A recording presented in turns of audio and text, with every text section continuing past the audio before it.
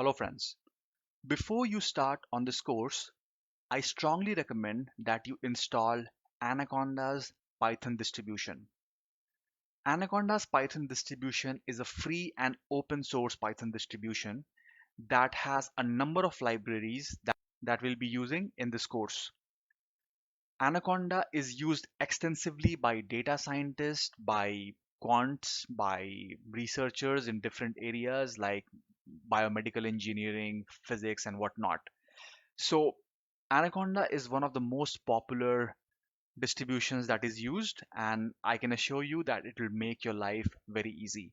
It also has a lot of tools that will help you manage the libraries, installing stuff, uninstalling stuff.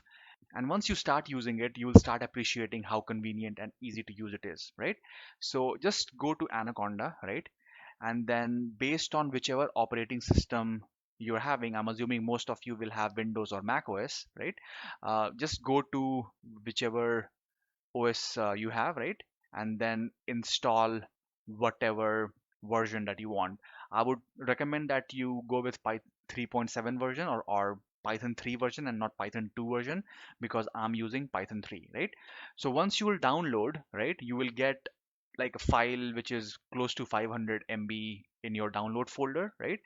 Just double click on it and follow all the default steps, right? Just choose all the default options and it will install Anaconda on your system. Okay. So I've already installed it, so I'm not going to do that, but it's fairly straightforward. So I hope that you'll be able to do it, right? Once you install it, I want you to go to Anaconda prompt, right? Just write Anaconda prompt, right? Or you will get it, right? So what is Anaconda prompt and why do we use it?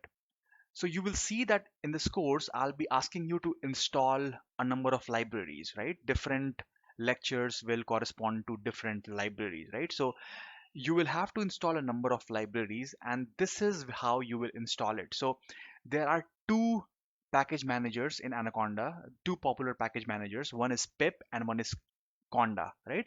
So you can install any library using either pip or using conda.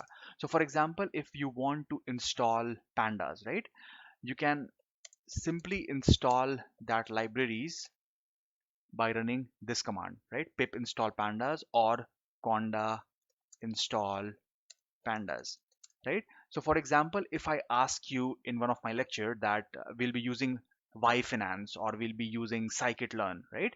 So all you have to do is just search for pip install Finance or something like that, right?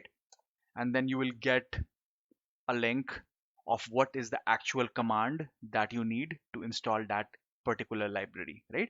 So it's fairly easy. It's a child's play to install libraries these days. Some libraries can get a bit tricky, but I mean, I we won't really be covering many of those libraries in this course, right? But this is how you install any library, right? I'll stop the video here, and in the next lecture video, we'll discuss how to create a virtual environment and why do we even need a virtual environment. So I'll see you in the next lecture video. Thanks a lot.